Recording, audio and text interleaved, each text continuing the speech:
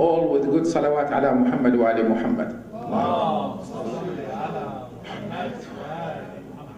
We have a special guest tonight, Aisha and the other sister with her, and we have Thomas and the other friend with him. They represent the Democratic candidate campaign.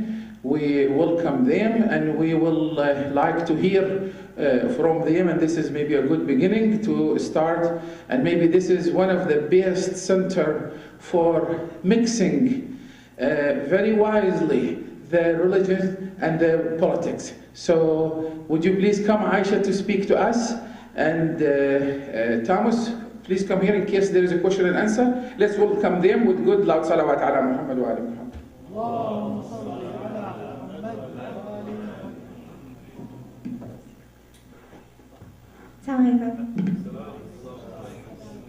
It is such an honor to be here with you guys today and to get to see all your faces. I'm originally from Massachusetts, and I'm here with all of my colleagues working for Bernie Sanders to get him elected.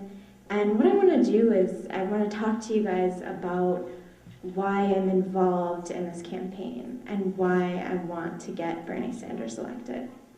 And when I think about the origins of our religion and how it was founded, what I think about is how it was founded by a man, Prophet ﷺ, who started out questioning the status quo.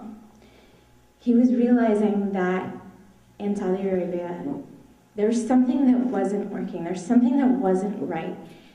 The status quo wasn't treating the people that were most vulnerable properly. And that's so much of our way of life and how our religion is to pay attention to those people that are most vulnerable. And like there's a saying, if one part, that the Muslim Ummah is a body, right? If one part of the body hurts, the rest of the body hurts. And because he questioned that, we now have this way of life that has gone on for generations with people all over the world who carry this message in their hearts.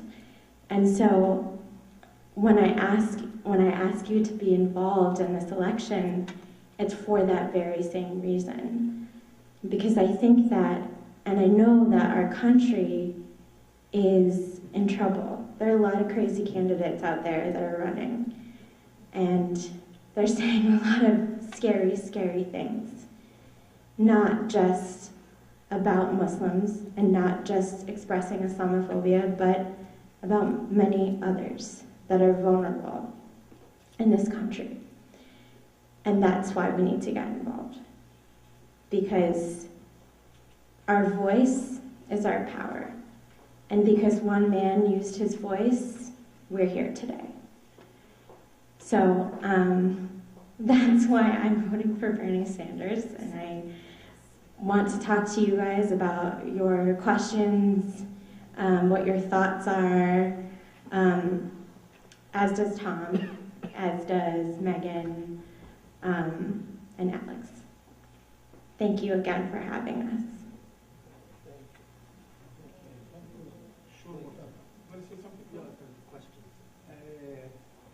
Maybe we would like to,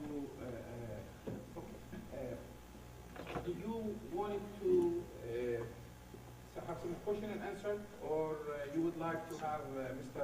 Ali Shami, another Democratic supporter candidate, to say something? Then you can ask if you want. Let's hear Mr. Shami, then prepare your question for our visitors and supporters.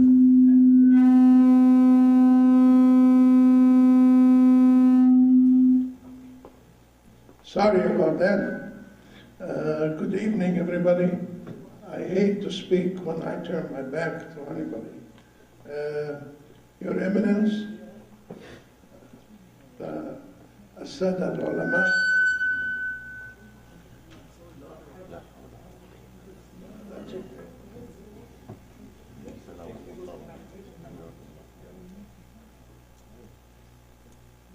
we really appreciate this opportunity to see somebody from a serious candidate to come to us. We even are proud of that. We are part of this community of the state of Michigan. We are part of this at-large community, the community of the United States of America. And we are participants. We are not passive ones. So we thank you, and I have a question. How's Bernie doing tonight? Because tonight is very important, and we have to go and vote to pick up our candidate Tuesday. Tuesday is the turn of Michigan, and I'd like to know from Sister Aisha how we're doing tonight, because it's already done. We know that. Can you elaborate on that? Thank you. So I'm really excited to say that we did pretty well tonight. We had Nebraska, Kansas, and Louisiana, and we won both Nebraska and Kansas. And I don't know if you guys have questions about the delegates, but Tom, do you want to say something? Yeah.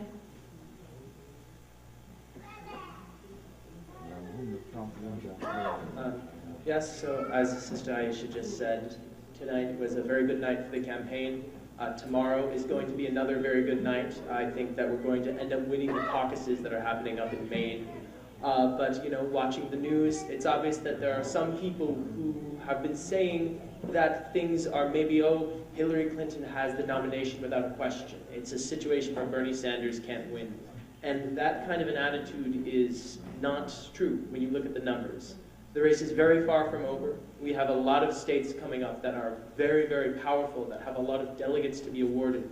And most of them are states like Michigan, states that are full of people who, because of their religion, because of their race, because of how rich or how poor they are, that feel like the government has been failing them for many years, and who feel like the United States government hasn't been doing as much as it should be doing to protect them and to ensure that we really do live in a country with liberty and justice for every single citizen and every single immigrant and every single person of every single faith. And over the next few weeks, namely on Tuesday, states across the nation will make their decisions for who they want the Democratic nominee to be. And obviously, without naming him, there is a Republican candidate in the lead who is, he is, to put it quite bluntly, you know, it's a candidate who is fun to make jokes about for a very long time, but there's very little that seems funny about him anymore. He speaks about immigrants to our nation from every country in a way that is despicable. He speaks about Islam in a way that is insulting and demeaning. And he speaks about America as if it was a country that wasn't designed to welcome all people of all races and all religions. And he speaks about America in a way that makes me fear, and I know it makes everybody on our campaign, and I like to think everyone in this country fear that he will weaken our country if he is elected. And as a Democrat, I feel that it is my responsibility to work and to advance the candidate who is the strongest chances of defeating this Republican, and who will really fight the most for all American citizens, and who will fight for, not just religious equality and racial equality, but who will fight to make sure that if you are able and willing to work, that you can have the dignity of a middle-class life, and that if you are willing to contribute to society and become a part of it, that there's no reason why you can't enjoy the benefits of good health care and access to Social Security that pays enough so that our senior citizens don't have to work jobs into their 70s and 80s just to make ends meet. Bernie Sanders is a candidate who can protect the Americans who need protection most, help the Americans who need the most help, and ensure a high-quality American standard of living and an American life for all people of all stars and stripes here in the United States. I've got a question for you, if I may. Yeah, and one thing I'll say about the delegates is that the reason why it's so important that we go vote on Tuesday is because the number of delegates that are awarded to Bernie on that day, on that election day, are determined by the number of votes he gets. So every vote really does count.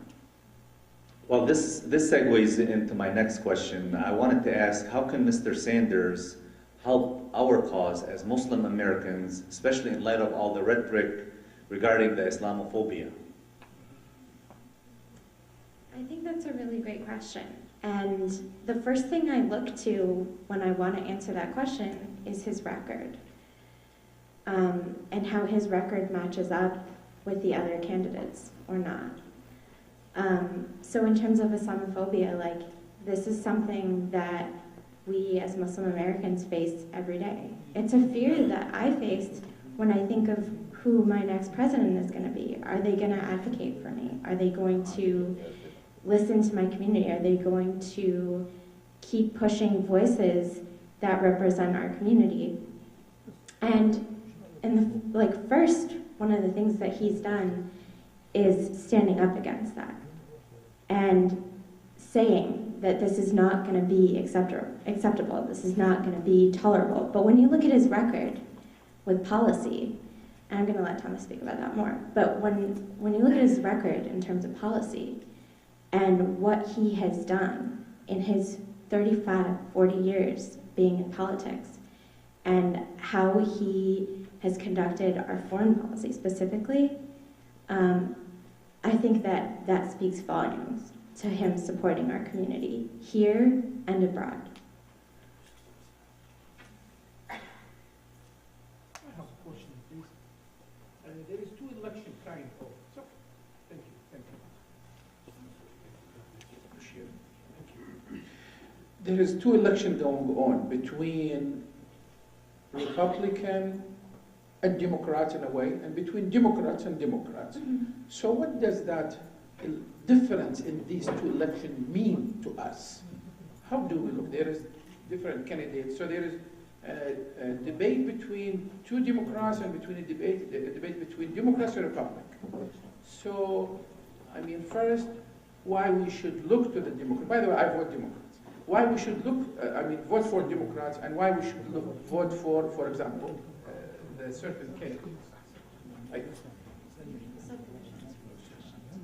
Well, when we're looking at the two, I mean, obviously right now, the attention is on the Democrats versus Democrats and Republicans versus Republicans, because we're still in the process of selecting our candidates. Right now, obviously we're not electing who's going to necessarily be the president, but each party is selecting who they think is their strongest choice to be the president. And, the Republicans seem to be making their decision more and more. I don't know if I would say it's a particularly strong choice. But it is a choice that the Democrats have to beat. And the reason why I feel this primary season for the Democrats has been so heated is because of the very stark differences between the Bernie Sanders and Hillary Clinton.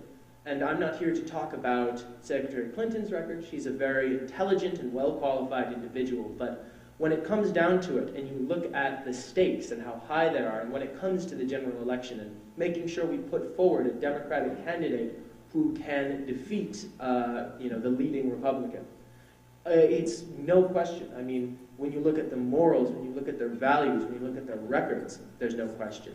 But then when you look at the polls and you see that Bernie Sanders outperforms Hillary Clinton against Donald Trump in national head-to-head polls, particularly in swing states. And the reason why, I mean, at this point, everyone is talking about, the Republicans, who will the Republicans nominate? Who will the Democrats nominate? But keeping a focus on, we might be, having our disagreements with Hillary Clinton right now, but making sure that we put forward the strongest candidate with our eye on the national election in November is incredibly, incredibly important. So maybe we can Say that when we look the difference between the Democrats and Republicans, we can see the Republican more for war and the Democrats more for peace.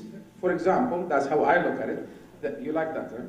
Then when you look to the different Democrat candidates, maybe we look for who's wiser and who can carry the mission in a better way, right? Sounds good? Well, yes, of course. On a whole, Bernie Sanders is a candidate who is very, very strictly anti-interventionalist. He does not believe in United States military involvement in almost any situation. He voted against the first war in Iraq. He voted against the invasion of Iraq in 2003. The only time Bernie Sanders has voted that he agreed with U.S. military intervention was to prevent the genocide of Bosnian Muslims in the 1990s. Bernie Sanders is a candidate who believes that peace through diplomacy is the greatest strength the United States has. And to contrast that with a lot of the Republicans who are saying that putting United States soldiers on the ground in Iraq is going to solve the problem going on over there right now. And to contrast that to the other Democratic candidate in the race who voted for the Iraq War, who has at times said that she supported supporting United States troops back on the ground in Iraq. She's since changed her position on that now, I must admit. And yeah, she has been a very, very strong backer of Israel. In fact, she's unequivocally supported Israel in the past, to contrast with Bernie Sanders' very even-handed and reasonable treatment and strong support for a Palestinian state and an end to United States military aid to Israel. You know, it's really no question that we have one candidate who is in favor of peace and an entire party of candidates who are definitely more for war. You mentioned about health care. We know about Obama care. What is Bernie Sanders going to do about that? You mentioned, can you explain a little bit? Sure. So Bernie Sanders believes that, you know, while the Affordable Care Act was a good piece of legislation, it was very well intended, and it has helped a lot of Americans, at the same time there are still 29 million Americans who have no insurance and millions more who are underinsured.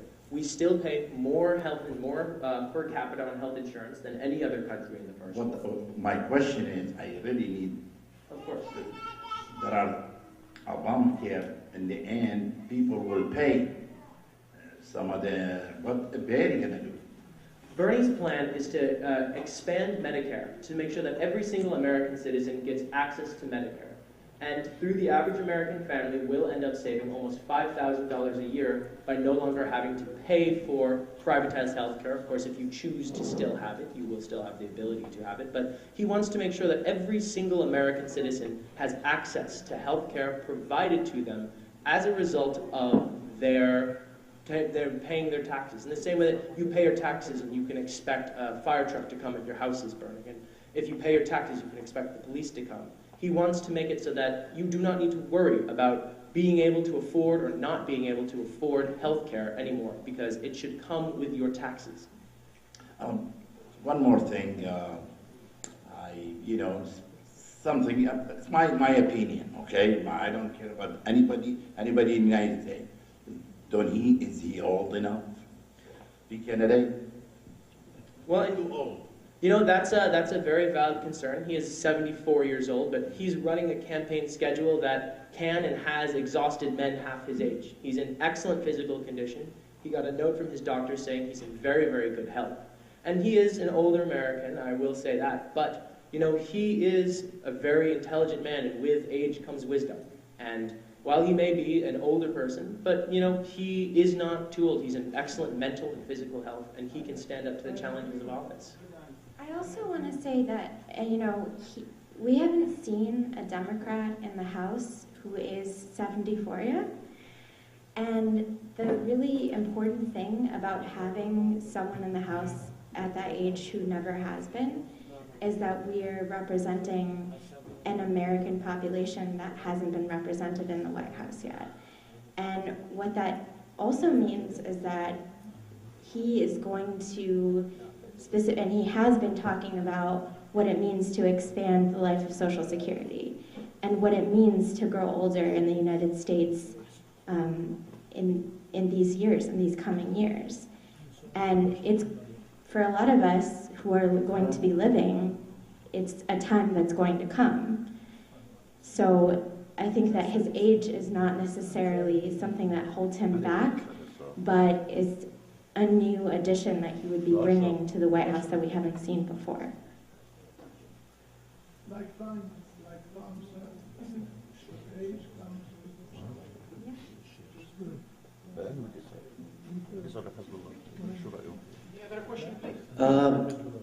أحتاج شوية ترجمة لسؤالي لأن إنجليزيتي ضعيفة. وأطلب من سماحة العلماء الأجلاء قرب الميكروفون أكتمك شوي. الله يبارك فيك. بالحقيقة العالم المسلم أساساً هو ديمقراطي ويحب السلام.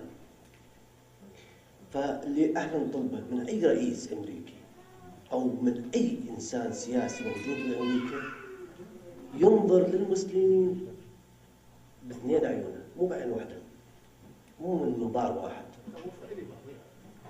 من اثنين عيونه، لأنه احنا بالأساس احنا بشر وكل احنا مخلوقين من رب واحد، وكل الديانات اجت بسلاسل، حلقة سلاسل توصلت لنا عن طريق أنبيائنا صلوات الله عليهم.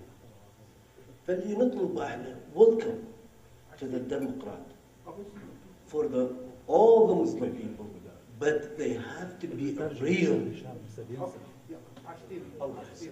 Okay, I think you got it, but let me say. He said the Muslims world, they lean toward the democratic value. And we really like to see a president in this great superpower to look at us with justice and evenness and equality, not lower than the other, which is nice thing to ask. Okay, go ahead if you want. So the question is? Yeah, the question is, you expect that Mr. Sanders will be fair to the Muslims world? Yeah, I do. And just to make it really personal, I said I'm from Massachusetts. I grew up in Massachusetts, and my parents were very politically involved with a candidate who is running now, and it wasn't Bernie Sanders. And during the time that they were involved and I was growing up, my community got contacted, my Muslim community got contacted a lot to have fundraisers in local politics and fundraisers for politicians to go and get ahead and get elected, right? And during that time, you see them and they're very keen to have your ear and they're very keen to listen to what your issues are. But then after that, it's, oh, thanks for your time, thanks for your money, bye. And I think the reason why I and my family and my community have decided to vote for Bernie Sanders is because he's not just giving you his ear now. He's been doing this for 35 years. And the man is, 74 years old, and he's been doing this since he could be ever since he could be in politics. He never forgot about the people that he was working for. And for him, it's not about the money. And you will see that in his campaign. You will see that all of his donations have come from people who can give what they can give, and that doesn't have to be money. That can be time, that can be volunteering. It's a very grassroots-based revolution. So he's not asking for your money, he's asking for your vote. And that's because he's the people's candidate. And the people's candidate runs on the issues that represent us. Okay, Aisha, that's very good, well said. I have a question for Thomas. You're both young, and can you tell me, since Mr. Sanders is the oldest candidate, but he motivated the youngest supporters and voters. Can you tell us about that secret, please? Either one. Yeah. Well, my answer is that that's a really good question. It's a secret.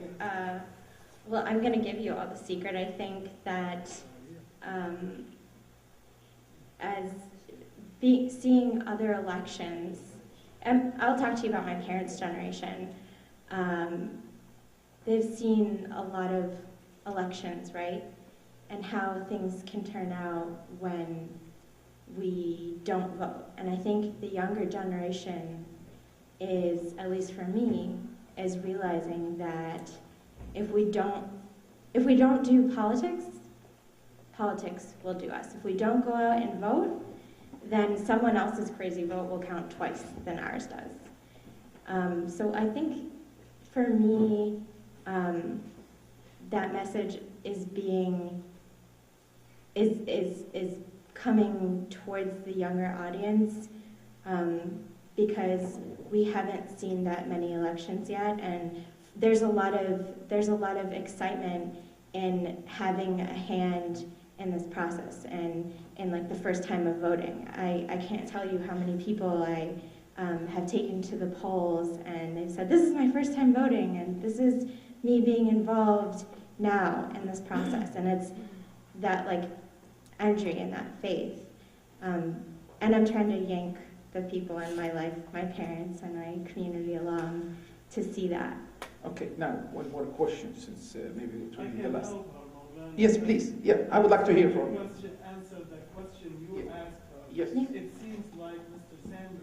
Sanders Mr. Sanders can understand the feeling or live the feeling of the young generation and speaks their language, and therefore he's able to pull them and make them feel that he's very sincere about what he is saying, just different than the older generation, that my mind is set on this guy and I'm done. I'm not willing to listen. You're already occupied. Okay, that's good. So sincerity, what's got him? Now, as a young voters, what is the issue or one of the issues that's motivated you most to support Mr. Sanders? I think you got my answer at the Honesty, beginning, yeah. so I won't ask Okay, about things. maybe honesty and sincerity too. I would definitely say his integrity as a politician. He's not, calling him a politician almost feels incorrect, because when people think of a Washington politician, they maybe think of someone who is a little not the nicest of people, to put it nicely. But Bernie Sanders is a different kind of person. Even though he's a lot older than a lot of people who are supporting him, you don't have to be young to understand the issues that are most important to young Americans. The idea is that we, like many people, feel like our government has forgotten about us. A lot of young people feel like the government isn't speaking to their needs and only cares about the people who can donate millions of dollars to campaigns and the people who can finance super PACs. But Bernie Sanders is an honest man who, when he says that he believes that Wall Street banks need to be broken up, you know that he is not only saying that to trick people into voting for him. He's someone who really believes what he says and says what he believes, and that kind of honesty and that kind of integrity and that kind of straightforwardness is something that resonates so well with a lot of people in my generation. The reason why I'm out here working for Bernie is during the recession in 2007, both of my parents lost their jobs.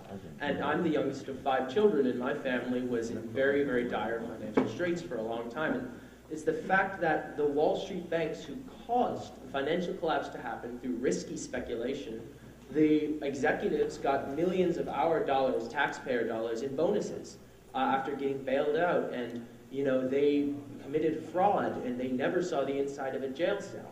And it's the fact that the government allowed this to happen and allowed them a get-out-of-jail-free card while we ended up footing the bill. And to use a phrase that Bernie Sanders has used, it's this culture of privatized gain and socialized risk, meaning that when there's money to be earned, very few people take the money. But when there's risk and there's a bill to be paid, we're all expected to pay it. And when Bernie Sanders says he's going to take on this kind of system, you know that he isn't feeding you a line. You know that he is honest, and you know that he is really going to enforce these policies and make powerful changes that are going to make our country fairer. Great. We're proud really of you. Young Democrats, we're really proud of you. You have a question from Iraqis and Lebanese, now from Yemenis. Go ahead, please. Yeah, I would like to ask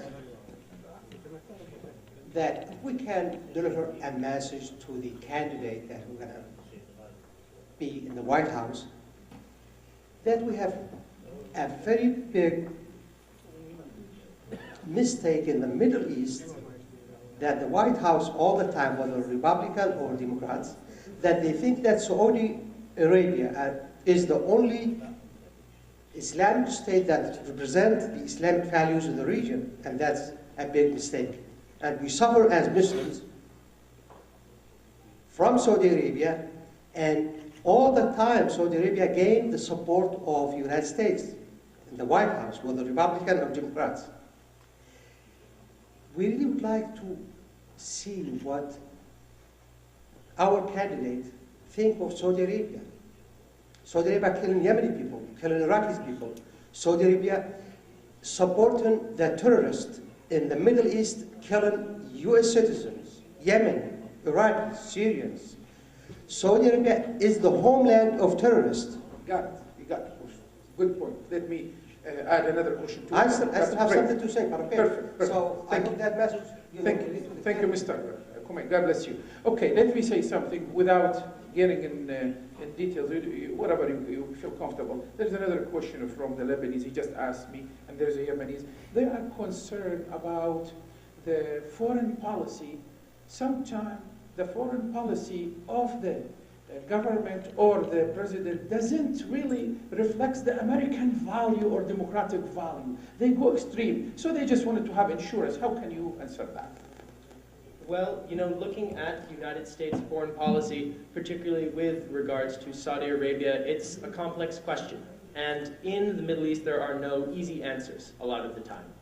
But at the same time, Bernie Sanders believes that when the United States is acting in a way that destabilizes the Middle East and that promotes nations who promote violence, that's something the United States needs to reassess.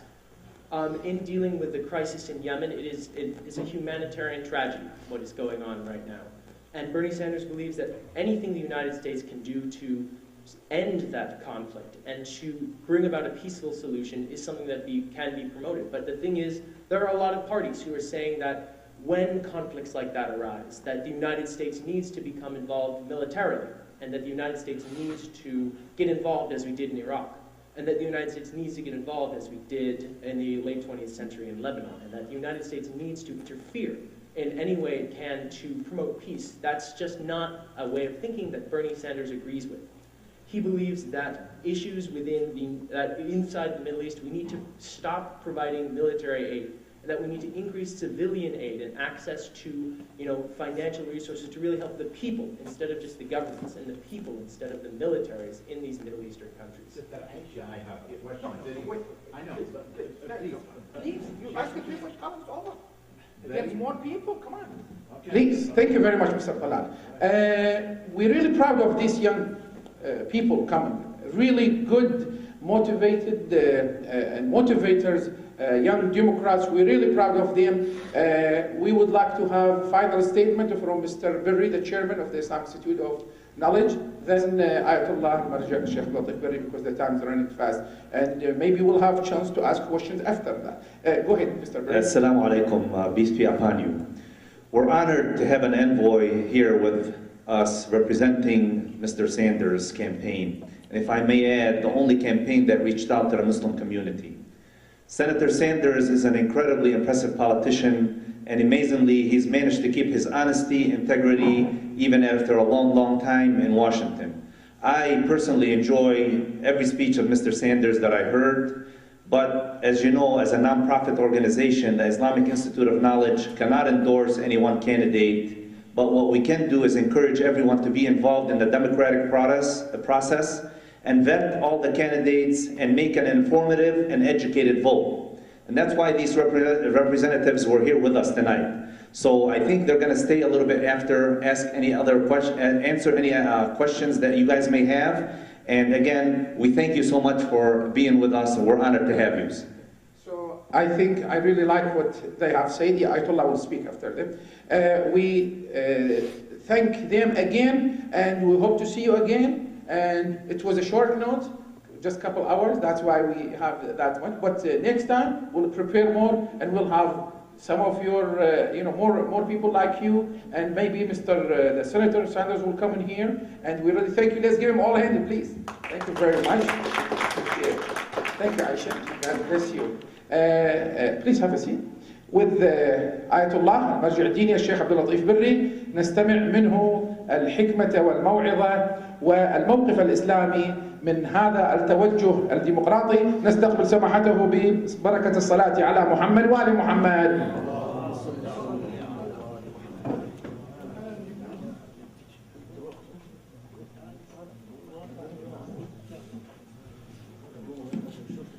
In the name of God, the Beneficent, the Merciful, peace be upon you all. Welcome our guests, those who represent Senator Sanders, to be with us tonight. This is something very important to make a bridge between him and between the community. Thank you very much to be with us as a group to represent Mr. Sanders. I'd like to give my idea about the characteristics of the President of the United States. What are the characteristics of the President according to my idea, and also I think according to many people in the United States? First of all, I'd like to say a verse from the Holy Quran to tell us that we are equal, that we are brothers and sisters. The most better person of us is the person he do good. This is very important. Have me recite the verse from the Holy Quran in Arabic and translate it. يا أيها الناس إنا خلقناكم من ذكر وأنثى وجعلناكم شعوبا وقبائل لتعارفوا إن أكرمكم عند الله أتقاكم نعم إن الله عليم خبير. O you mankind, we have created you. We, a special expression in Arabic to describe the great one. Looks like when you talk with another person, say you, while you means many people. While you are talking with one person, say you. I like you. While you can mean by you many people. In Arabic, sometimes when we use we to describe a one person that he is a great person, say we. This is also in the Holy Quran, be careful. O you mankind, we have created you from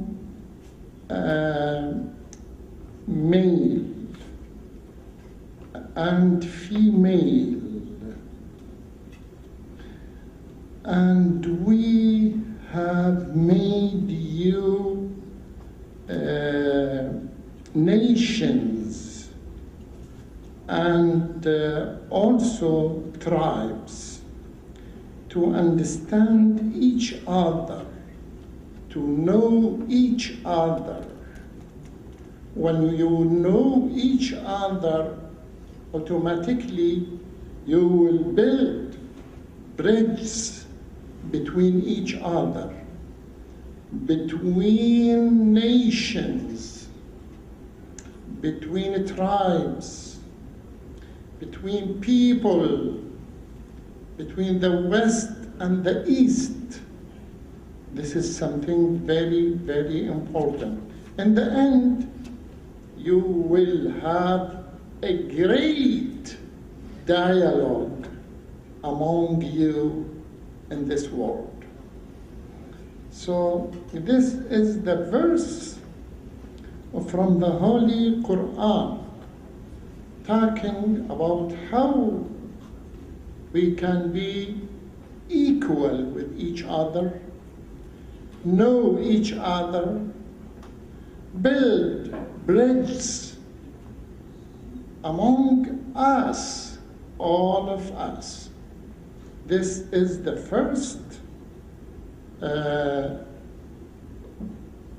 verse from the Holy Quran. Second verse. I think the second verse should be the picture of the candidate for someone to be the President of the United States. What is this verse from the Holy Quran? Have me say it in Arabic first, because this is the original language. God said in the Holy Quran, يا أيها الذين آمنوا لا يسخر قوم من قوم عسى أن يكونوا خيرا منهم ولا نساء من نساء عسى أن يكن خيرا منهن ولا تلمزوا أنفسكم ولا تنابزوا بالألقاب بئس الاسم الفسوق بعد الإيمان ومن لم يتب فأولئك هم الظالمون. Translation. Okay. O you who believe, let not some man of you mock other man. They may be better than them, nor some women mock other women.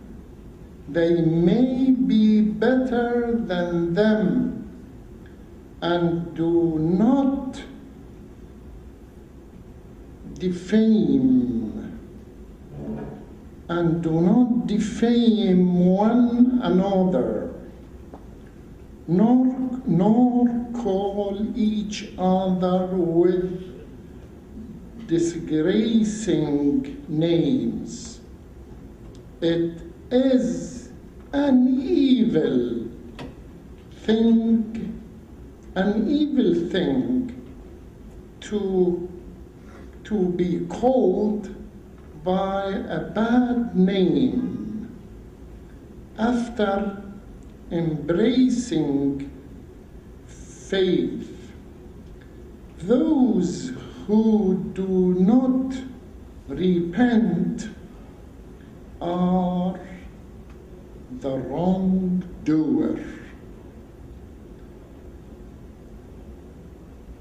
Every person wants to be president of any country should not mock others, should have the characteristics of equality among people.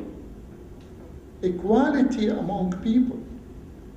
How to be a president while the person cannot be just, cannot follow justice among people. That's why we refuse every person. He is against Muslims, Jews, Christians, any few people, because we should be one nation here, one nation. This is first. Second, the president should help those who are weak people, not to be against them, to be enemy of them. Strange. He or she cannot be a president of any country. What if it was about the United States? It's why this is my picture about the characteristics of the President of the United States.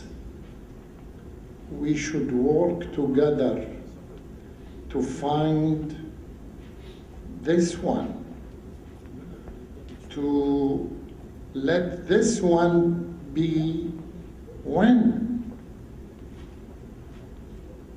This is the correct future for the United States.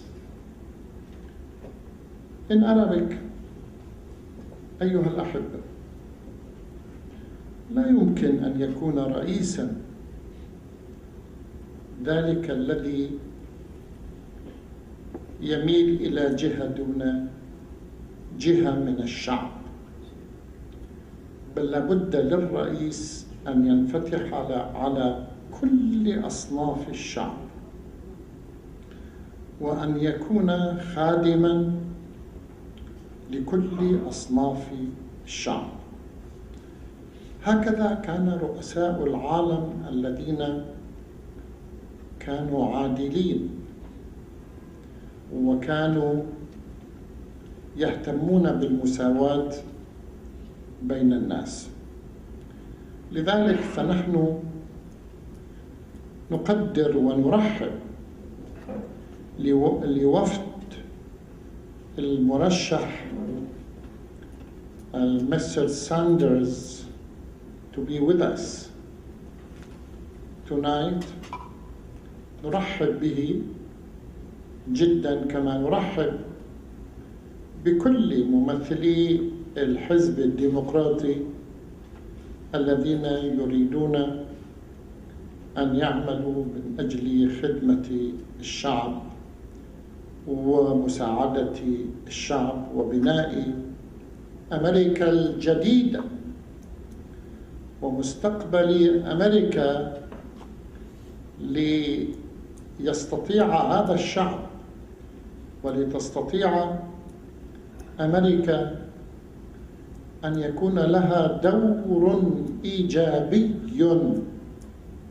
جيد لخدمة الشعوب ولخدمة الأمم ولتحرير الشعوب المظلومة والشعوب المقهورة ومساندة الشعوب المظلومة والشعوب المقهورة. وهذا لا يتم إلا من خلال رئيس يمتلك العدالة ويمتلك الروحية الشاملة المحبة للشعب الأمريكي ولكل شعوب العالم.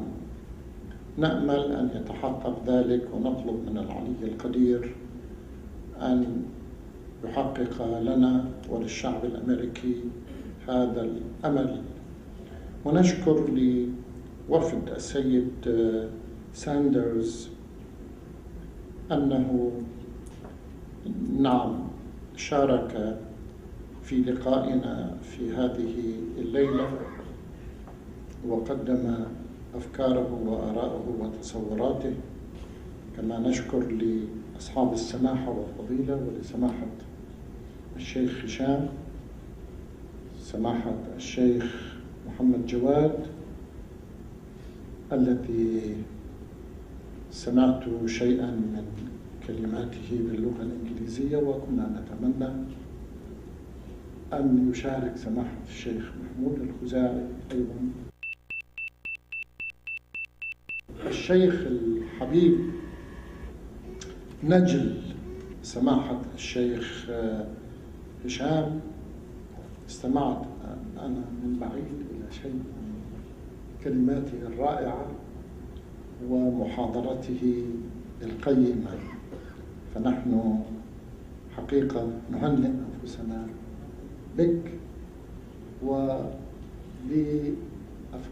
الطيبة الكريمة. تفضلوا سماحة الشيخ هشام. Ask you in Arabic, then I'll ask you in English too. مولانا، يوجد لدينا مثلا مرشح بوش، كان جورج بوش اللي هو مسيحي، ثم تلاه أوباما من أبوين مسلم وأفريقي، أصل أفريقي، ثم الآن عندنا مرشحة امرأة، ثم هنالك ساندرز وهو يهودي التدين. فهل ينظر الإسلام إلى المرشح أو يقيم الإنسان من خلال دينه أو مظهره أو من خلال أعماله؟ نحن Sorry, I asked him, does Islam look at the person, the candidate, from the religion point of view, or sex, or deeds and thoughts? According to his deeds, because what he or she believes is up to him or up to her. It's between him and God. But we need his work, his action or her action for the people, for the world. This is very important. So this is the criteria according to my understanding. According to my understanding. Yes, what else? Any other question?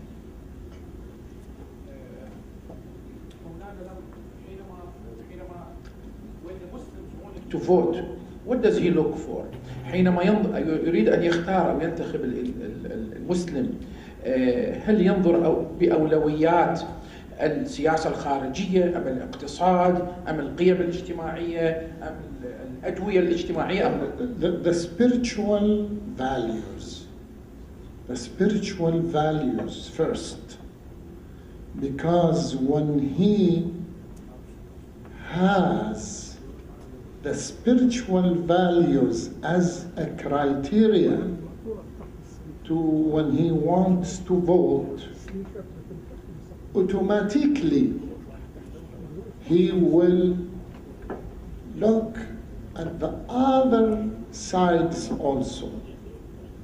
But very important to catch, to have the spiritual values when you want to vote to any person, spiritual values.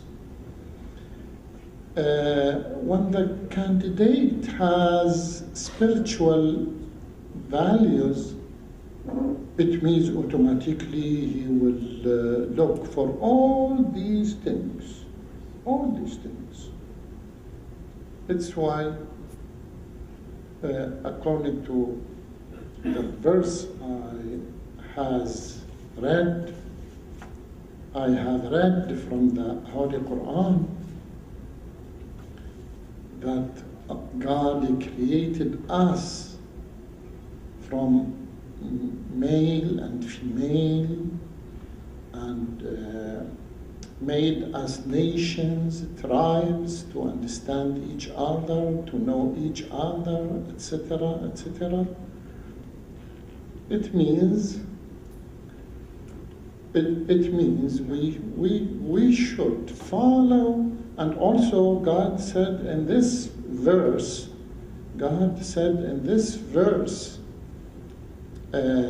the best one is the one he is righteous, pious, most righteous. مولانا خير الناس من نفع الناس. The best is who help the people. What does that mean? فلنرى. تفضل. الدور كان لجناب السيد غالي. أي خليل تفضل.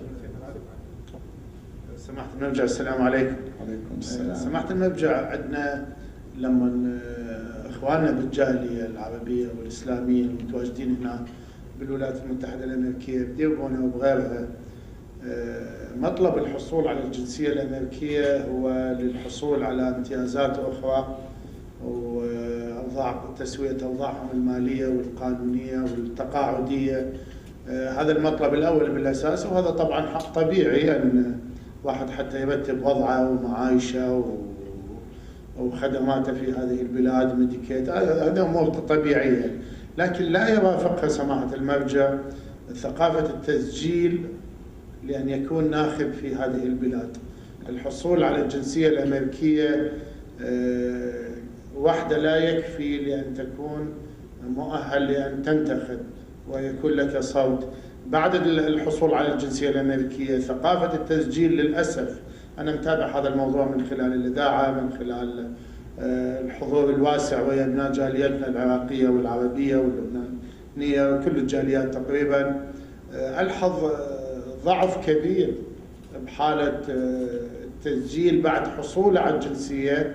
ما يمشي حتى هو أصلا من تأخذ الجنسية وينطوك القسم، ينطون استمارة أنه بإمكانك تسجل حتى تكون ناخذ. ثقافة التسجيل وثقافة الذهاب للاقتراع هي الخطوة الأولى، ثقافة إدراك دوره في هذه البلاد أن يسجل. لما يسجل يتبعها سماحة المرجع الثقافة الثانية، ثقافة المشاركة والحضور الواسع والكثيف، حتى نكون إنه وجود وإنه ثقل. بيقعدوا ببيوتهم نعم، ولا يذهبون إلا العدد القليل جدا من الجالية. أكثر الناس في البيوت بيقول لك أنا ما بيأثر علي مين ما طلع ما بيأثر. هذا أمر خطير وسيء. نعم سماحة المرجع، أنا ما أريد قوله أن الأولويات عندنا تختلف، ننظر إلى جوانب أخرى معاشية وحياتية، لكن الجوانب الانتخابية أحيانا، مثلا أعطيك مثال سماحة المرجع وأنتم تعرفون ذلك، في الانتخابات الاعتيادية التي تجري بين فترة وفترة، مثلا يصدر قانون زيادة الضريبة لتوسعة المدارس، أو هل نزيد الضريبة لبناء أو تعبيد طرق جديدة أو بناء كازينو. هذه أشياء لها تماس بحياتنا وحتى بحياتنا الاقتصادية. هل تزيد الضريبة عليك سنويا بحدود 200 أو 300 دولار؟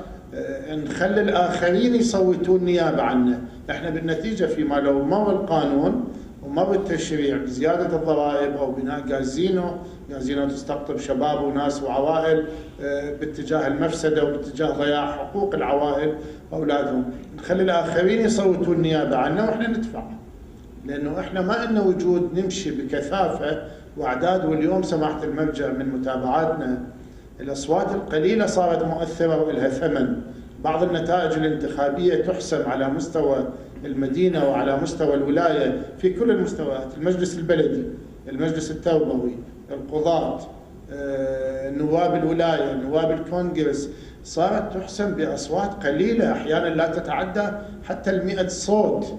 لو كانت عندنا مشاركة واسعة، مشاركة واعية ومشاركة متفهمة لطبيعة الظروف في المنطقة، كان قدرنا احنا نوصل فكرة للمرشحين الآخرين إنه صوتنا يصنع الفارق.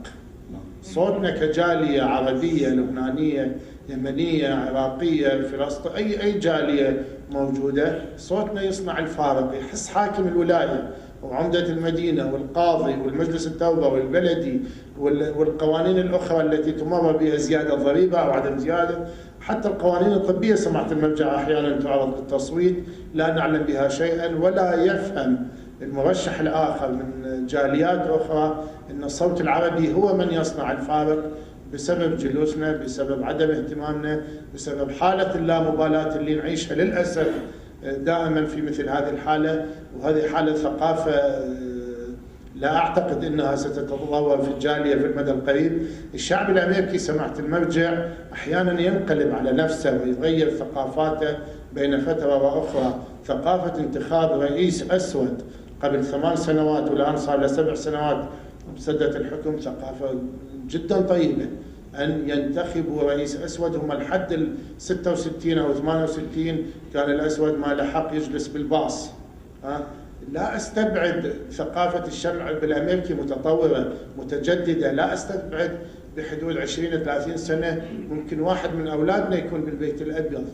الشعب ما يرفض مثل هذه الحالات، لكن نحن لا نريد للأسف ولا نستطيع أن نعد شبابنا بهذا الاتجاه. أنا أسألكم سؤال، لو كان صدام حسين هو الحاكم، نعم، كيف بيخلي الناس تذهب إلى صناديق الاقتراع وتسجل قبل ذلك؟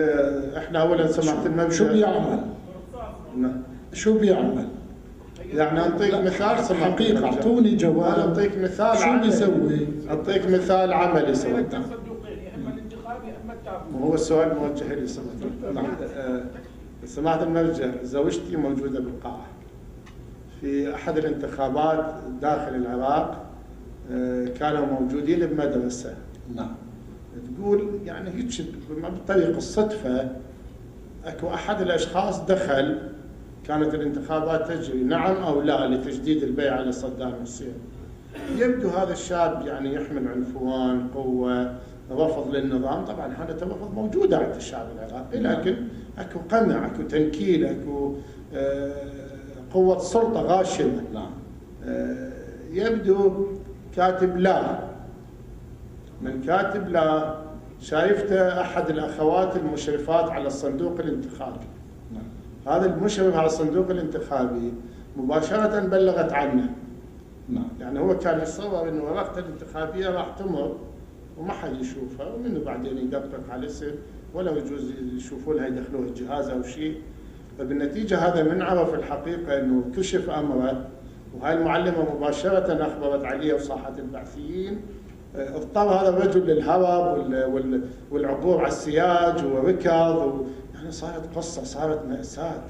هاي حالة بسيطة سماحة الشيخ حدثت بأحد المراكز الانتخابية بالعراق، ولو ألقي القبض عليه هذا الشاب يمكن يعدم في نفس اليوم.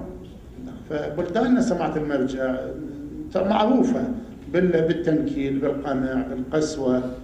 تنتخب الناس وتقول نعم، ولا هي في حقيقة الأمر النعم ما موجودة لصدام أو غير صدام.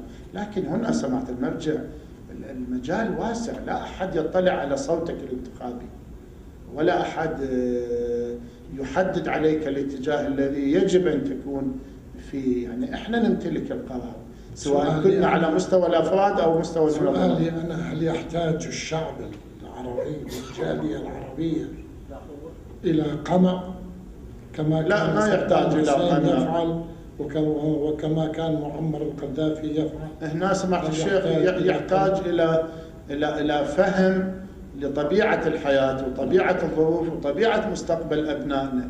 ليش نحدد أبنائنا بمستقبل ضيق؟ يعني إحنا هاي حتى عشناها الحالة بدولنا، يعني أو ربما عشناها. فلسفة عند بعض المحللين الغربيين يقولون بأن العالم العربي والعرب تحديدا لا يمكن أن يسيروا إلا بالقمع. بدون القمع لا يلتزمون بالقانون. هكذا توجد فلسفة، طبعا هذه فلسفة مهينة إلنا، لكن توجد هكذا فلسفة بأن العالم العربي لا يجدي معه إلا القمع، أما الحرية والديمقراطية وإعطاء حق الرفض وما إلى ذلك، هذا يزيد الطين بلة، بل بلة وليس بلة. تفضل. أنا لا أعتقد ذلك سماحة المرجع. لا، يقولون بكل لا يقول سماحة المرجع ما بهم، بس يقولون لكل شيخ، يعني ليش التدخل معه شو السبب؟ بكل بساطة تحكي كل يقولون انظروا إلى حكم معمر القذافي. حين كان معمر القذافي حاكما كانت ليبيا في هدوء وفي انضباط شديد جدا جدا. نعم. وحينما كان النظام السوري حاكما كان الوضع في سوريا مستتبا جدا جدا. وحينما كان صدام حسين حاكما في العراق كان العراق مستتبا جدا جدا. هكذا يعني هم يقولون، ويقولون هكذا هو مطلوب الآن لمصر، وهذا هو مطلوب لمناطق عديدة في العالم العربي. لا إشكال ولا ريب أنها نظرية خاطئة، لكن فيها جانبا من الصحة والحقيقة. سماحة الشيخ هشام. احنا نسألك وانت سمحت تجاوب. لا، أنا أعطيكم الميكروفون. لا بس سؤال واحد، ما هي شرعية الانتخاب؟ هل هو واجب، مستحب، مكروه؟ بسرعة استمع مني. نعم، هو ما خلص جناب السيد غالب واحنا قطعناه. عفوا سماحة المرجع. سماحة المرجع، دولنا تفتقد لمنظومة قوانين تنظم حياتها وتنظم معايشها. الإنسان هو الإنسان، ترى السويدي ما يختلف عن العراقي والمصري والكويتي والسعودي واليمني واللبناني، الكندي، الإيطالي، الفرنسي. شعوب نظمت حياتها بالقوانين اللي كتبتها واحترمتها، كتبت دستور واحترمتها وسارت عليه. وجدت حكومات تحترم الدستور. تختلف احنا سمعت الشيخ ما عندنا منظومة قوانين. الإنسان هو الإنسان، لكن البيئة التي نشأ فيها هل هي بيئة عنف، بيئة حزم، بيئة شدة، أو لا بيئة مرنة؟ حقيقة أن هذه الأمور مختلفة من شعب إلى آخر ومن منطقة إلى أخرى. هذه حقيقة قائمة وواضحة. كيف نبلور شخصيات البشرية لتكون واحدة ولتكون مرنة؟ هذه تحتاج إلى برامج تربوية عالمية جديدة جدا تحول المجتمعات إلى هذا المستوى الذي تتفضل به. يعني خذوا ماليزيا قطعت مراحل من خلال حقيقة برامج التربية ومناهج التربية. هو أيضا سمعت تفضل.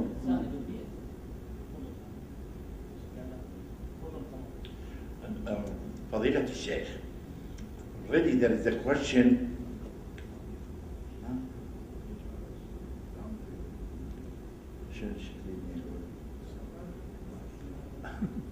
عفوا, سماحة المرجع. فضيلة الشيخ عبد اللطيف. شكرا. There is a question, very serious. Sister Aisha and the one with her. بدك توجهه للسيستر. Yes. As everybody listening, it's very important that you object, Khalid, and said it many times, and I object. And we are a man of God. And what Sander going to do about what the Supreme Court, the High Supreme did about the same sex? That I like to hear. What is he going to do about this? You should go and see Mr. Sanders No, they are here. and ask him. What is he going to do? They are here.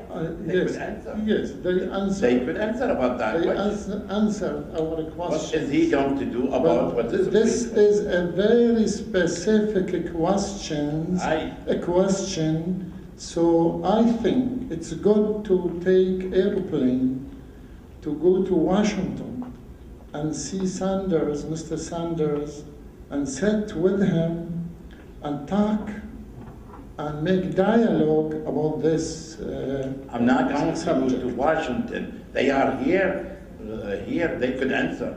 They here. They are very qualified to answer about him. Ask your question, Qaran, and let the Sheikh answer. Come on. But I answered him. Okay, خلاص. I answered him. Then yes. Yeah. Thank you. God bless you. I don't go to Washington. They are So you can answer, you can say it in Arabic. تفضل يا شيخ. يقدرون أن يجاوبون هم من قبل ساندرز هنا. إيه معلش لما يقدرون يجاوبون. أنت لا تجاوب ولا أروح الواجب. معلش. Okay. Too early for Supreme Court. What is he going to Any do? other question? Any other question? Any other question? حدا عنده question? مولانا هل مستحب مكروه أم واجب? Is it there is a religious obligation to vote?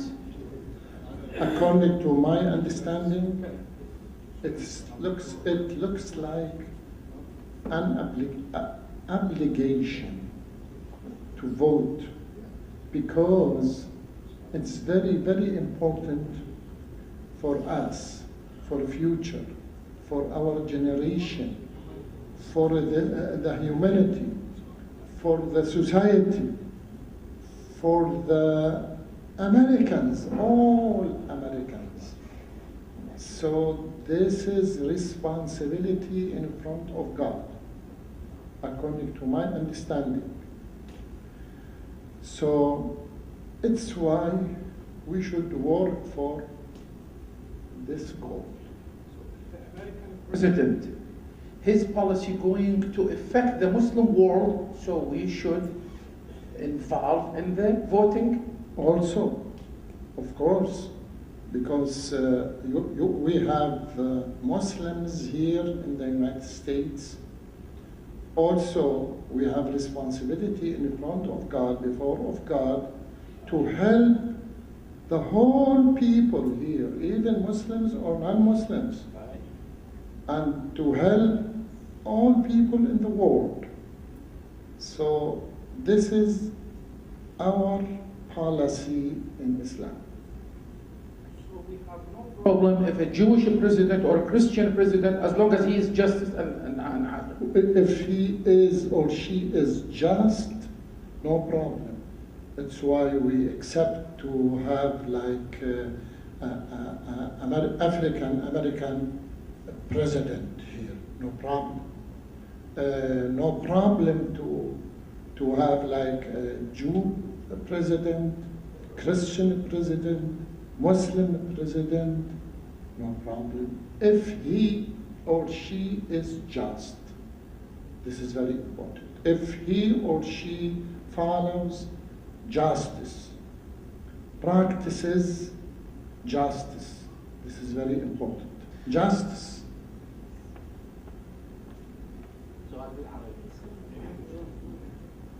فضيلة الشيخ سماحة الشيخ العلامة لو ترامب فاز بالانتخابات كان طروحاته كلها تهجمية في لقاءاته وكان مؤيديه كثيرين فلو فاز ماذا نفعل أو ماذا تكون النتيجة؟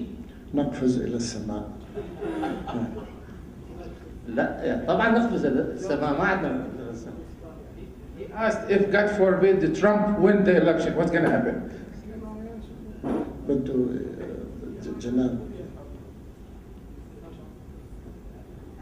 Well, Trump or any other person who would become a president, Sayyidi, the American Constitution has a unique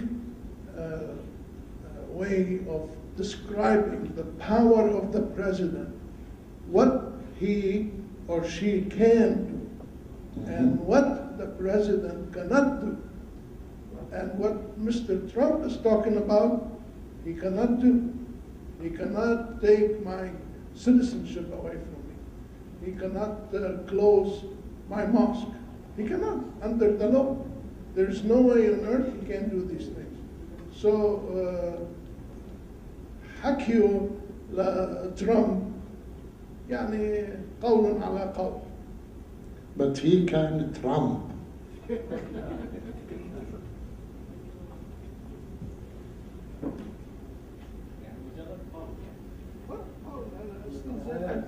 Any other question? Another question, Maulana. If, let's say, if there is no Muslim in America, we still have to choose the right person to deal with the human being? Still, we have a responsibility before God to help the president that he or she work for justice. Justice is the highest value in Islam. The highest value in Islam.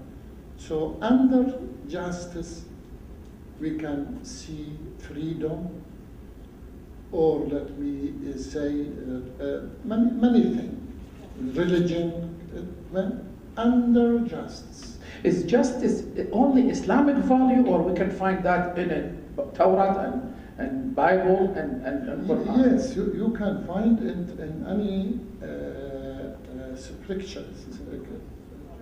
Yes, any holy book. But according to Islam, if you would like to summarize the philosophy of Islam, the core of Islam, Jawhar al-Islam, we can say justice. Justice, because we believe in one God.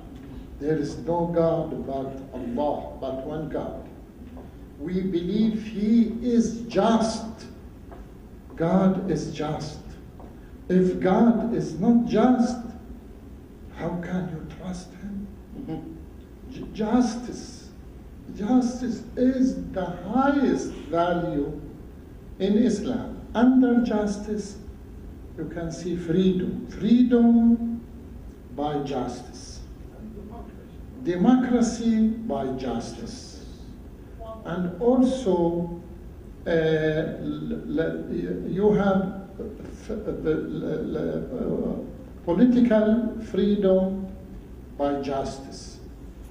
Also financial freedom by justice. Justice, this is very important in Islam. So justice is requested whether with Muslim or non-Muslim, any other human being. Always. Especially for Muslim. Any Muslim, when he or she becomes or has the highest level in his life or her life, he became just. Just.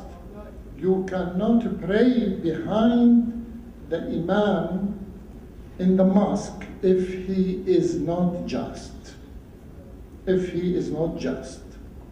مولاي the pledge of allegiance قسم الولاء لأمريكا ينتهي بقول and justice for all. And justice for all. That's the pledge. It's why I believe the Constitution of the United States, most of it comes from the Holy Quran, from book of Imam Ali called Nahj al-Balagha, etc., etc. Yes.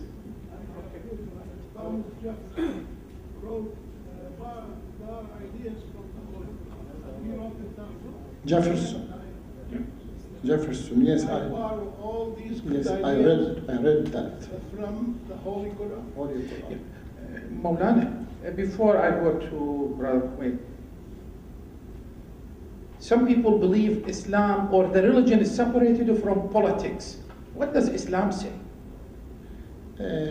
No problem to separate, but you should use the criteria of justice when you want to follow the politics. Justice. Follow, yes, follow justice. Whether you are Muslim or not Muslim, you should follow justice. You should practice justice in your life. You can do the same thing, but make the criteria with justice. With justice. افصل بين الدين والسياسي ما في مشكلة، بس اتبع الجاستس والعدالة في السياسة. اتبع العدالة في السياسة ما في مشكلة. ناس بيروحوا على الكنيسة، ناس بيروحوا على المسجد، ناس بيروحوا على الكنيس، هذه مسؤوليتهم بينهم وبين الله. لكن في السياسة بدهم يتبعوا العدالة. Maulana, I have a question.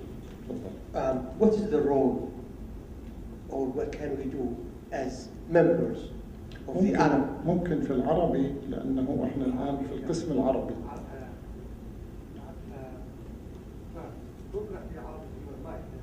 إيه لا بأس. طيب.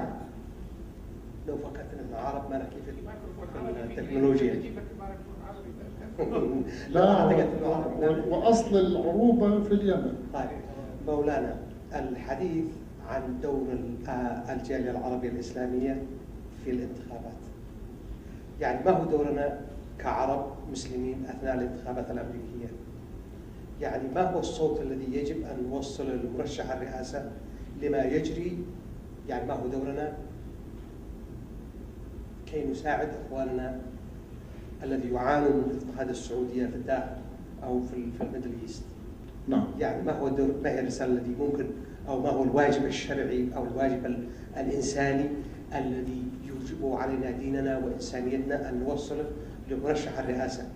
أن نجمع أصواتنا وأن نرسل رسائل إلى البيت الأبيض. أن نرسل رسائل إلى البيت الأبيض، ونرسل رسائل إلى الصحف، إلى نيويورك تايمز. كثير مهم الرسائل الشخصية. يعني لو ذهبت 1000 رسالة من ديربون إلى نيويورك تايمز أو إلى واشنطن بوست أو إلى البيت الأبيض، سيهتمون بهذا الأمر اهتماما شديدا. وأنا أروي لكم قصة. سئل قبل يعني 10 سنوات أو أكثر، سئلت بعض الصحف لماذا إذا يعني حصل شيء لليهود أو إذا قيل شيء ضد اليهود تتحركون أيتها الصحف وتكتبون للدفاع عن اليهود، بينما يحصل أشياء كثيرة ضد العرب ولا تتكلمون ولا تتحركون للدفاع عن العرب. فأجابت نيويورك تايمز وأجابت الصحف وقالوا إن أي خدشة تحصل لليهود نعم، فيتحرك اليهود في أمريكا كلهم ويرسلون الرسائل والتليفونات والكذا إلى البيت الأبيض وإلى الصحف، يتحركون. لكن تحصل الدواهي العجيبة للعرب ولا يتحركون ولا يرسلون رسائل ولا يرسلون يعني برقيات ولا يخابرون.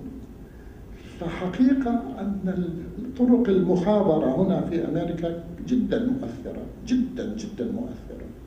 يعني مش بس في الصحف في نيويورك تايمز وواشنطن بوست وغيرها، الآن أي مركز من المراكز إذا وقع في مفارقة ثم جاءه حشد من تليفونات الجالية يعترض على ما حصل عنده، سوف يعيد النظر فيما حصل وسوف يعتذر ولن يقع في نفس المفارقة مرة ثانية. فلذلك يمكن تهيئة عرائض وما إلى ذلك وتقديمها، توزيعها على الناس يوقعونها ونحن نوقعها ونرسلها إلى نيويورك تايمز، واشنطن بوست، إلى البيت الأبيض، إلى الكونغرس. أحسنتم. عندنا أناس عندهم خبرة، يعني الدكتور علي شامي عنده خبرة في العمل السياسي رائع جدا حقيقة، يمكن أن يكون مستشار الجالية في هالأمور، وكان هو يعني مرشحا، يعني كان هو لا كان عنده رغبة أن يترشح لمهمات كبيرة حقيقة، ويمكن إن شاء الله أن يأتي اليوم لهذه القضية. نعم، هذا عنده، نعم، جناب الدكتور البروفيسور علي شامي عنده مؤلفات سياسية اجتماعية سيكولوجية، نظريات رائعة جيدة، يعني يمكن الاستفادة من خبرة السيدة أم محمد. أم محمد هي بتسكت ولكن عندها قدرة على العمل وفهم للسيكولوجية الأمريكية الاجتماعية رائع جدا جدا، فلماذا لا نستشيره؟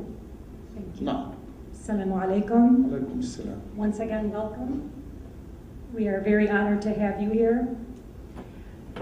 President John F. Kennedy had many famous quotes, and one that really stands out is when he stated, "Ask not what my country can do for me, but what I can do for my country." Now, one of the stems of justice in Samaḥة المرجع eloquently stated is, liberal, and one more thing that stems from it is equality.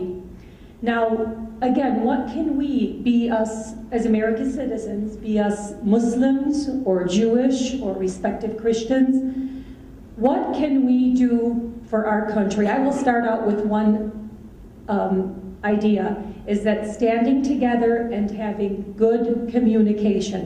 I would like to hear from Samaḥة المرجع another thing that we can do to help our country. Thank you, Samaḥة المرجع. Welcome. Also, we can return back to سماحة الشيخ هشام. سماحة الشيخ هشام history، عنده تاريخ حقيقة طويل في العمل في الولايات المتحدة ومع السياسي ومع الإعلام الأمريكي حقيقة، فيمكن الاستفادة منه. يعني أن جناب سماحة الشيخ هشام الحسين، جناب الدكتور البروفيسور علي شامي، السيدة الفاضلة أم محمد عندها قدرات ممتازة جدا. طيب، وإذا فتشنا بالجالية راح نلاقي ناس كثيرين عندهم هالقدرات، يعني منهم جناب الأستاذ الحاج طلال طرفة، رجل أحد الوجوه الأمريكية الكبيرة جدا. خلاصة السؤال الأخت كان حول الأخذ والعطاء، فالرئيس الكندي قال، أو رئيس كندي قال، جاء الكندي، أنه لا تسأل عما يعطيك أو يقدم لك شخصيا بلدك، وإنما ما أنت تقدمه لبلدك. فهل في هذه القيم من العطاء أو أولية العطاء أو إيثار الأمة أو الآخرين فيها شيء من لمسات الإسلام؟ هذه رائعة جدا، ولا شك أنه حتى في الإسلام أنه يعني القرآن يقول: خذ من أموالهم صدقة تطهرهم وتزكيهم وصل عليهم إن صلاتك سكن لهم. خذ يعني علمهم على العطاء، أول شغلة بعد العبادة والصلاة وهذا هي الزكاة. أنه الإنسان يقدم الزكاة للفقراء، أن يعطي يعطي يعطي يعطي يعطي. الزكاة والخمس، واعلموا أن ما غنمتم من شيء فأن لله خمسه وللرسول ولذي القربى واليتامى والمساكين وابن السبيل. وهذه موجودة ترى حتى في المسيحية. بتشوف انه المسيحي اول شيء صحيح بيروح على الكنيسة بيعبد الله كذا على طريقته الخاصة، بس شو عنده الرحمة، بيقول لك وين في عمل في خدمة للهذا بيركض بيساهم. والمسلم نفس الشيء، مسلم المؤمن نفس الشيء والحقيقة. وأنا أعتقد أن اليهودي الحقيقي هو كمان نفس الشيء. طيب مولانا، حب الوطن الإيمان، ربما هذا حديث من سماحتكم نتعلم، ولكن هل أن المواطنة شيء واجب أم من ما هو متعلق بالدين أم لا؟ أنا أعتقد أن المواطنة جزء من تقوى الله. أن المواطنة جزء من تقوى الله، ومن لا يسير وفق المواطنة الصالحة فإنه يضطر إلى أن يكسر تقوى الله. بدك بكل صراحة، لأنه شو المواطنة؟ أن تحافظ على حق المواطن الآخر. نرجع هذا جزء من التقوى. نعم. أن تحافظ على راحة الناس جزء من التقوى. أن ترجع أموال الناس لها جزء من التقوى. أن تهتم بالشعب جزء من التقوى، جزء من التقوى. أن لا تقتل إنسانا جزء من التقوى، وهكذا وهكذا وهكذا، كل أجزاء من التقوى. ومن يكسر المواطنة الصالحة يكسر التقوى. الذي يعيش وولد أو يعيش في بلد غير الإسلام فيه شيء من المواطنة؟ إذا حافظ على القيم العادلة العقلانية، يعني العدالة العقلانية. توجد عدالة دينية وتوجد عدالة عقلانية. فإذا حافظ على العدالة العقلانية إذن هو سار نصف الطريق نحو التقوى ونحو المواطنة. يعني قصدي لما جماعتنا مولودين وعايشين في هالبلد وفيه شيء من المواطنة والتفاعل المواطني أو الوطنية مع هاي الأرض التي تحملهم، فهل يمارس هذه القيم الإسلامية في هذه الأرض التي تحمله كذلك؟ لا يمنع أبدا. إذا مارسها سيحترم.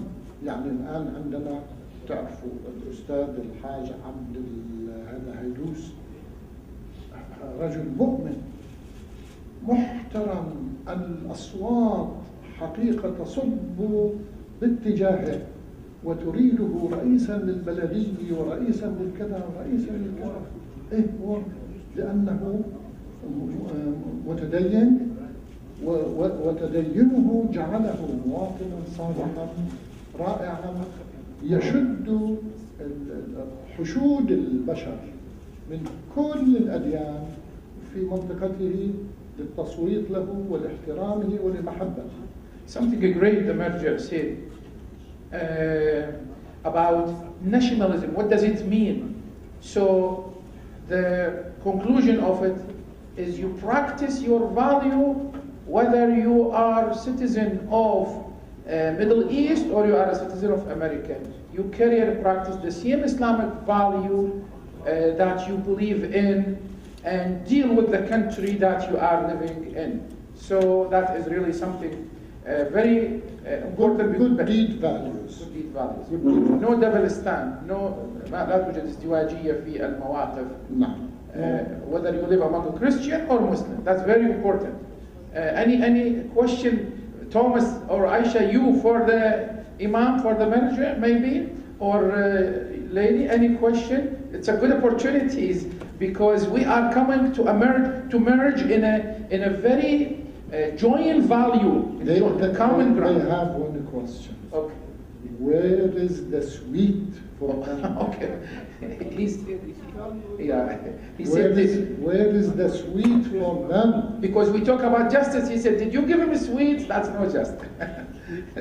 Sweet Thank for you. them. Only have it, alhamdulillah. To be justice, to be just, move the sweet to Sister Aisha. Yeah.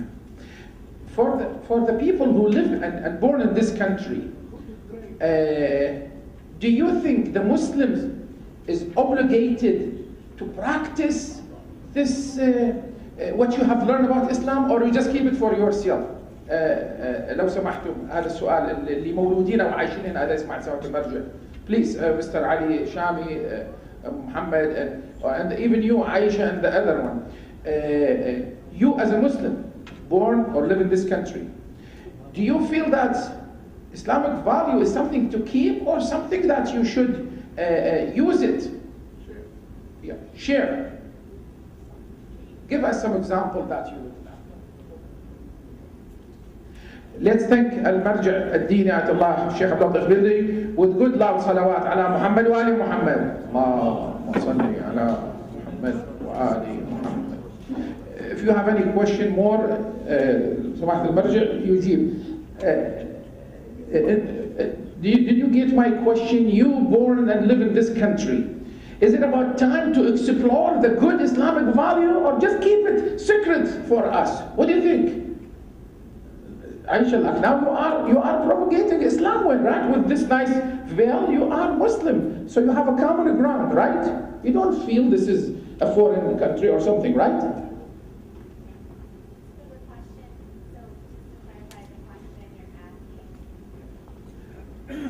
I mean, you think this is a part of your faith, what you are doing, right? It's just not politics only, it's just what you believe in, right? Well, yeah, when I came up and talked to you about what it means to be politically involved, I used our Prophet, peace be upon him, as an example because because our religion was founded in the roots of questioning our surroundings, right? And being involved means questioning and thinking and asking, what can we do as people to make this world better, not just for ourselves, whether you're Muslim or not, but for everyone. And when I talk about specifically about Bernie, and I'll use his own words, he says, not me, us. Good. Not me, us. It's about us. There are people out there right now who are trying to divide the American people from each other and turn us against each other. And he's saying that we have to stand together. Like the media try to divide us. What does Sanders think about the media, Thomas? What do you think? You think he thinks the media is fair, or he support the position? Does he have any problem with the media? Do you think they focus on him fairly, or a little bit on other candidates, whoever pays them more, or something like that? Give him that. Yeah.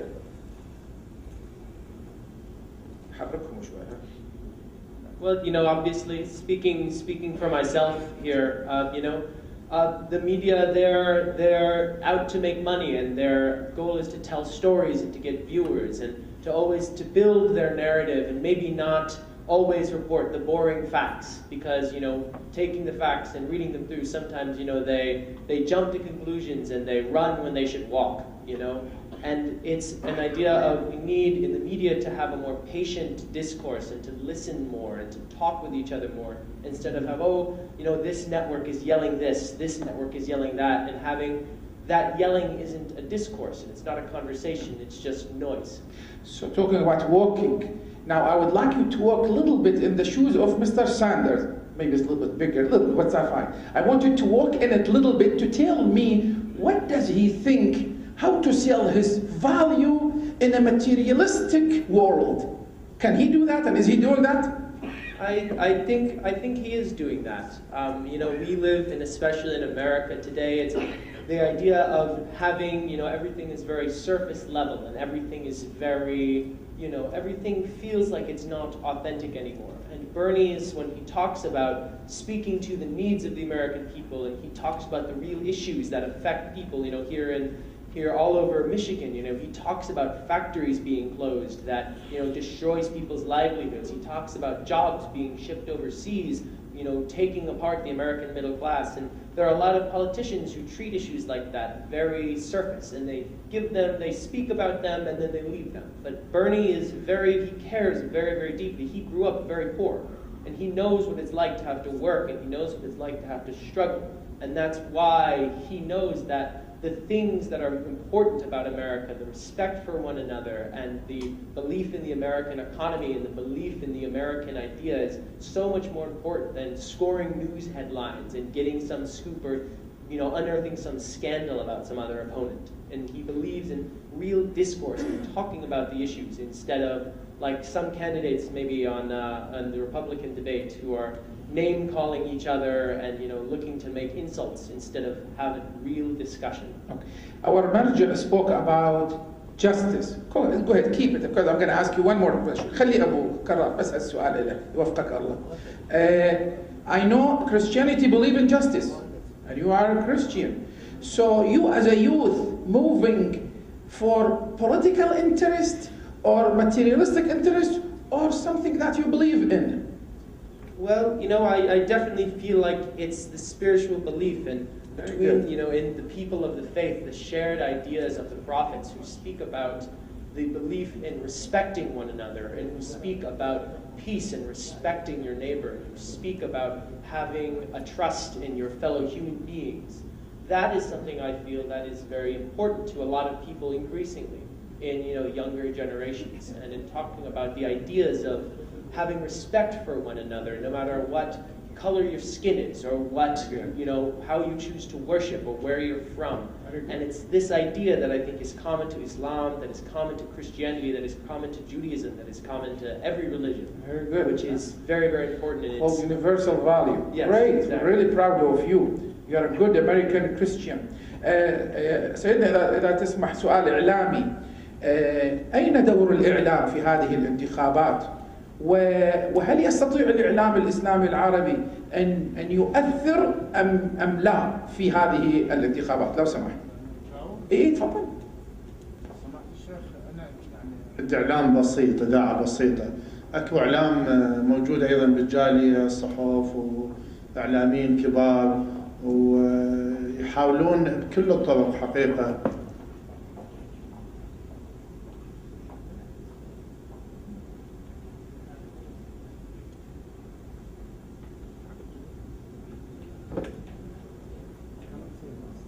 لا خلي هو يجلس. نعم سماحة الشيخ.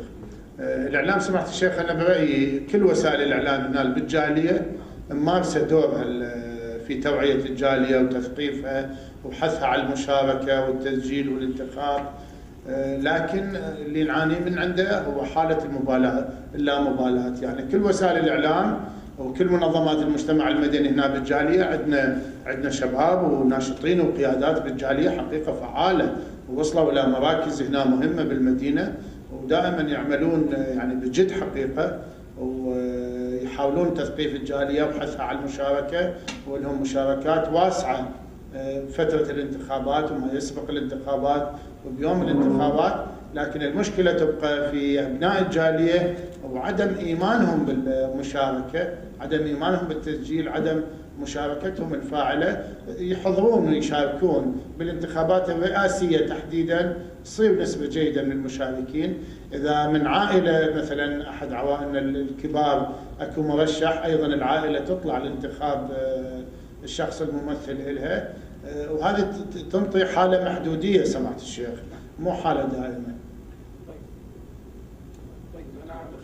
نعم خلص نشكركم. We wanted to thank you very much, and the Marjah is offering you, if you are going to stay in Michigan, they would like to offer you a hotel and breakfast, because that is the Islamic and Arabic culture. So if you are staying in Michigan, the Marjع is offering you to a hotel and breakfast. So what do you say? So well, okay. You decided, tell us you.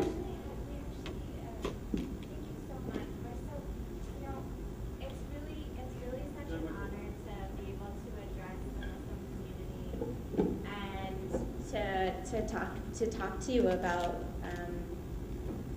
being involved in the election, and we're really just so blessed and so honored to be here with you. We actually have a place to stay, so thank you so much.